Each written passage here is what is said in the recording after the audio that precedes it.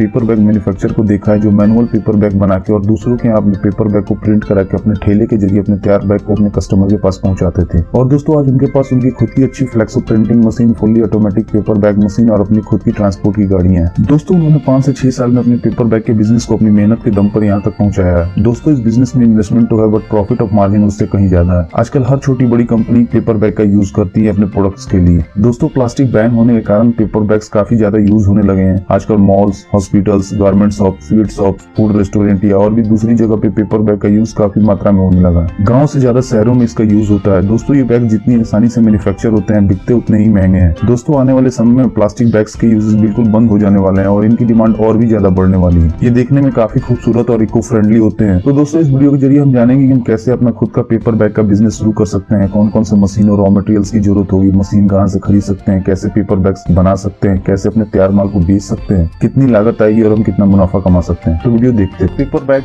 वातावरण को शुद्ध रखने में काफी सहायक है। बड़े बड़े ब्रांड भी आजकल पेपर बैग्स के इस्तेमाल को बढ़ावा दे रहे हैं। पेपर बैग्स की सबसे अच्छी बात यह है कि आराम से कहीं भी फिट हो जाते हैं। बच्चों से लेकर बूढ़ों तक सभी पेपर बैग्स का इस्तेमाल आसानी से कर सकते हैं। ये बैग्स प्लास्टिक के मुकाबले काफी बेहतर है और इन बैग्स की खासियत ये है कि इन्हें आसानी से कैरी भी किया जा सकता है। दो पेपर का रोल लगाना होता है जिसके जरिए मशीन पेपर के रोल से पेपर बैग्स बना देती है। ये मशीन सीट फैट के कंपैरिजन तेज होती है और उससे ज्यादा प्रोडक्शन देती है बट सीट फैट से थोड़ी महंगी भी होती है। दोस्तों इन मशीन की ट्रेनिंग आप जहाँ से मशीन खरीदेंगे वहाँ से आपको मिल जाएगी या फिर अगर आप उनसे बोलेंगे तो वो अपना एक इंजीनियर आपके पास भेज देंगे जो आपके मशीन के इंस्टॉलेशन के साथ साथ आपके ऑपरेटर को इसकी ट्रेनिंग भी दे देगा। दोस्तों इसके साथ ही साथ अगर आप प्रिंटिंग मशीन भी लगाना चाहते हैं तो आपको एक फ्लेक्सो प्रिंटिंग मशीन भी खरीदनी पड़ेगी जिसके जरिए आप अपने पेपर पे कस्टमर के डिजाइन को प्रिंट कर सकते हैं। बट बेहतर होगा दोस्तों की शुरुआत में आप प्रिंटिंग कहीं बाहर से करा ले क्योंकि ये मशीन थोड़ी महंगी आती है और इसके लिए आपको कलर और प्रिंटिंग की अच्छी नॉलेज भी होनी चाहिए। बहुत सारे लोग ऐसा ही करते हैं। या फिर अब 2 या 3 कलर की प्रिंटिंग वाली पेपर बैग मशीन भी ले सकते हैं। ये machine normal paper bag machine से थोड़ी महंगी आती है। वैसे नॉर्मल पेपर बैग मशीन 1 घंटे में 7000 से 8000 पेपर बैग का प्रोडक्शन बड़ी आसानी से कर देती है। पेपर बैग मेकिंग मशीन के साथ साथ आपको 2-3 छोटी मशीन की और जरूरत पड़ेगी जैसे रॉक मेकिंग मशीन जिसके जरिए आप अपने बैग्स के हैंडल बनाएंगे। उसके अलावा आईलेट मशीन और कटिंग मशीन जो बैग में आईलेट लगाने के या फिर बैग के लिए सीट्स काटने के काम में आएगी। और पेपर बैग मेकिंग मशीन के सप्लायर का लिंक मैंने डिस्क्रिप्शन में भी दे दिया। दोस्तों पेपर बैग को तैयार करने के लिए मेन जो रॉ मटेरियल होता है वो क्राफ्ट पेपर ही होता है, व्हाइट क्राफ्ट और ब्राउन क्राफ्ट। आप पेपर की सीड्स या फिर पेपर के रोल खरीद सकते हैं। पेपर का प्राइस उसके जीएसएम के अनुसार बढ़ता और कम होता रहता है। पेपर बैग के लिए नॉर्मली 100